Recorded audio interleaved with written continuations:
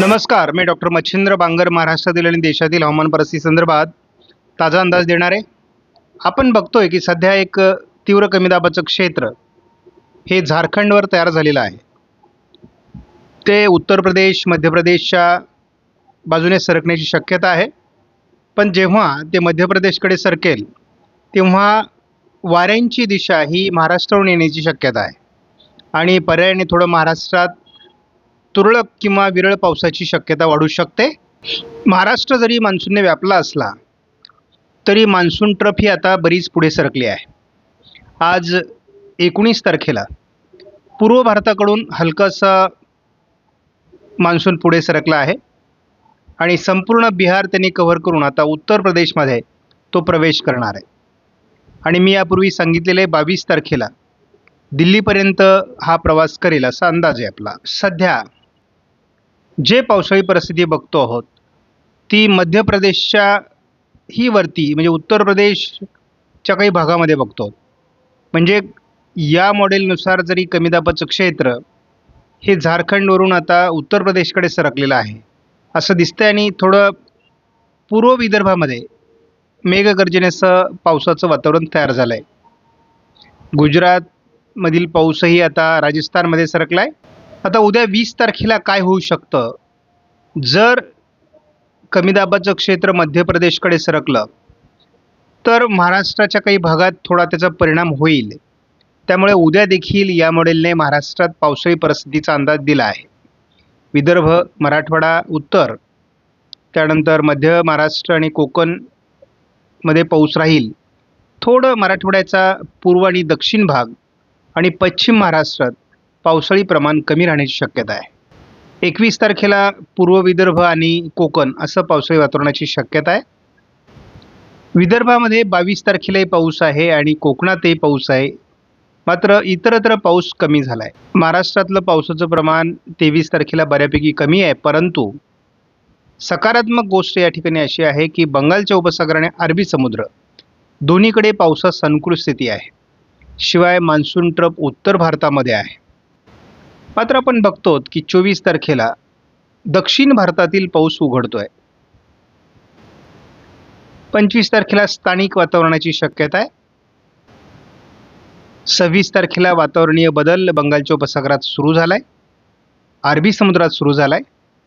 कोकणात पाऊस वाढणार आहे, विदर्भात पाऊस वाढणार आहे. 27ला महाराष्ट्रात पश्चिम महाराष्ट्र, पूर्व विदर्भ किंवा स्थानिक स्वरूपाचं वातावरण आणि जोरदार पावसाळी वातावरण कोकणमध्ये सुरू राहणार आहे.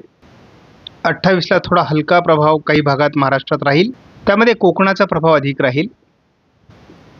आपण बघतो ते कमी दाबाचं क्षेत्र हे गुजरात आणि पश्चिम मध्य प्रदेशवर असणार आहे. त्यामुळे उत्तर महाराष्ट्रामध्ये मोठं पावसाळी क्षेत्र तयार होणार आहे आणि कोकणातही मोठं पावसाळी क्षेत्र तयार होणार आहे. शिवाय बंगालच्या उपसागरातून एकापाठी एक कमी दाब तयार होण्याची शक्यता आहे आणि या पार्श्वभूमीवर आपल्याला जुलैमध्ये देखील मोठे पाऊस बघायला मिळू शकतात. ECMWF मॉडेलने मात्र महाराष्ट्रात उद्या वातावरण निवळण्याची शक्यता दाखवली आहे.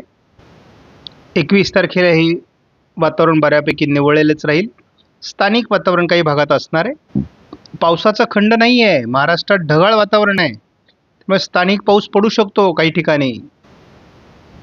22 तारखेला स्थानिक वातावरणाचा प्रभाव निर्माण होईल. 24 तारखेलाही विदर्भ, कोकण पावसाळी वातावरण राहून मराठवाडा, उत्तर महाराष्ट्रात स्थानिक वातावरण असेल. 25 पर्यंत तसं फारसं पावसाळी वातावरण नाही. पुन्हा 27 तारखेपासून वातावरणीय बदल अपेक्षित आहे आणि स्थानिक वातावरण महाराष्ट्रात सुरू होईल पावसाचं. 28ला पूर्व विदर्भ आणि कोकण असं पावसाळी वातावरण असणार आहे. 29लाही स्थानिक पाऊस महाराष्ट्रात राहणार आहे. 30 तारखेलाही स्थानिक वातावरण महाराष्ट्रात राहील. 1 तारखेला महाराष्ट्राच्या उत्तरेकडून एक कमी दाबाचं क्षेत्र ओरिसा, छत्तीसगड, मध्य प्रदेश असं आहे.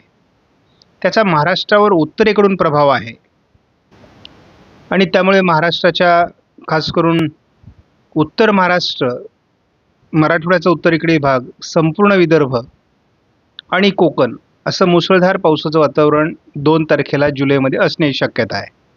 शिवाय कमी दाबापाठी कमी दाब आहे. पुन्हा एक कमी दाब हा लगेचच ओरिसावर आहे आणि एक कमी दाब हा लगेच पुढे गुजरातच्या दरम्यान सरकतोय. म्हणजे आपण जर आता बारकाईने बघितलं तर या ठिकाणी एक कमी दाब आहे आणि या ठिकाणी एक कमी दाब निर्माण होतोय आणि एकापाठी एक कमी दाब असे तयार झाले की मग महाराष्ट्रामध्ये पावसाळी वातावरणाची शक्यता वाढणार आहे.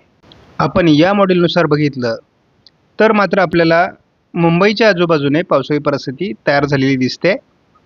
थोडं पूर्व विदर्भात पावसाळी वातावरण दिसते. संपूर्ण विदर्भ, उत्तर महाराष्ट्र आणि कोकण या ठिकाणी जोरदार पावसाची शक्यता या पुढील 10 दिवसामध्ये आहे.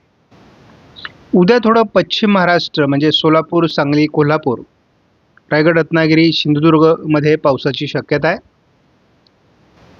21 तारखेला एक थोडं स्थानिक वातावरण उत्तर महाराष्ट्र, मराठवाड्याचा उत्तरेकडील भाग, पश्चिम विदर्भ यामध्ये असू शकतो. 22 तारखेला देखील उत्तर महाराष्ट्र आणि पश्चिम विदर्भात जोरदार पावसाळी वातावरणाची शक्यता आहे, उत्तर कोकणासहित. यामध्ये मराठवाड्याचा उत्तरेकडील भागाचाही समावेश असेल. विदर्भासह उत्तर महाराष्ट्र हे पावसाळी राहणारे, शिवाय पावसाळी सरींची शक्यता महाराष्ट्रामध्ये आहे. त्यामुळे पाऊस उघडतोय असं म्हणता येणार नाही.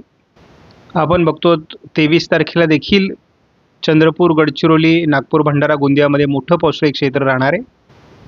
24 तारखेला देखील छत्रपती संभाजीनगर, जालना, अकोला, बुलढाणा, जळगाव, नाशिकसह अनेक भागात पावसाळी वातावरणाची शक्यता कायम आहे. त्यामुळे अंदाज बदलतोय. पूर्व विदर्भातही पावसाची शक्यता आहे. उत्तर महाराष्ट्रात आणि नाशिक जिल्ह्यात 25लाही पाऊस आहे.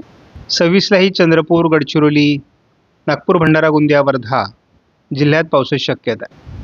27 पासून मोठं पावसाळी क्षेत्र पूर्व विदर्भात असेल. कोकणातील पावसाळी परिस्थिती सातत्याने चालूच आहे. मान्सून पुन्हा एकदा जोरदार सक्रिय व्हायला 27 तारखेला सुरुवात करेल. 27ला उशिरा विदर्भाकडे पावसाळी वातावरण असेल. 28 तारखेला पहाटेच विदर्भात संततधार पाऊस असणार आहे. आपण बघतो मोठं पावसाळी क्षेत्र 28 तारखेलाही पूर्व विदर्भात आहे.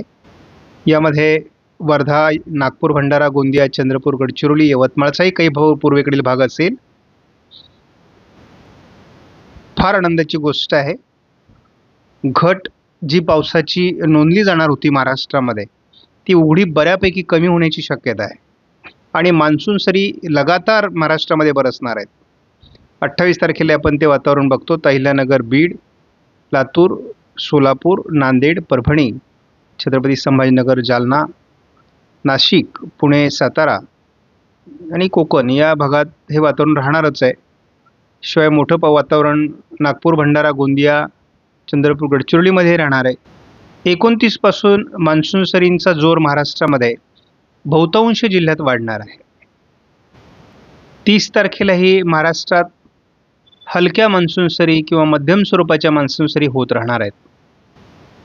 आपण बघतो मोठ्या पावसाची कसर भरून काढणारा हा मान्सूनच्या सरी आहेत. सातत्याने बरसल्यामुळे पाण्याची लेव्हल वरती येणार आहे आणि रानं उपळण्या एवढं पाणी जवळपास शेतांमध्ये होणार आहे. त्यामुळे काही विभाग जरी सुटले असले तरी असं वाटतं की पिकांना जीवदान देणारा पाऊस सातत्याने महाराष्ट्रामध्ये होत राहील. आपण बघतो विदर्भ, उत्तर महाराष्ट्र, मध्य महाराष्ट्र असं मोठं पावसाळी क्षेत्र, उत्तर मराठवाडा या ठिकाणी मोठं पावसाळी वातावरण 1 जुलैला राहणार. आता मोठ्या पावसांचा विषय जो पहिल्यांदा आपल्याला जाणवतोय तो 2 जुलैला उत्तर कोकण, उत्तर महाराष्ट्र या भागामध्ये जाणवतोय आणि आपल्याला हा मोठ्या पावसाचा जो भाग आहे तो संपूर्ण विदर्भात सुद्धा जाणवतोय. आपल्याला एक चक्राकार स्थिती या ठिकाणी दिसते तर दुसरी चक्राकार स्थिती या ठिकाणी दिसते. ह्या एकापाठी एक चक्राकार स्थिती जाणार आहेत आणि त्यामुळे महाराष्ट्राची चिंता जी आहे ती कमी होणार आहे. हे कमीदाब जरी थोडे मध्य प्रदेशकडून जात असले तरी देखील महाराष्ट्राच्या काही भागात त्यांचा प्रभाव जाणवणार आहे. आपणास व्हिडिओमधील माहिती महत्त्वपूर्ण वाटल्यास लाईक करा, शेअर करा, चॅनलला सबस्क्राईब करा. धन्यवाद.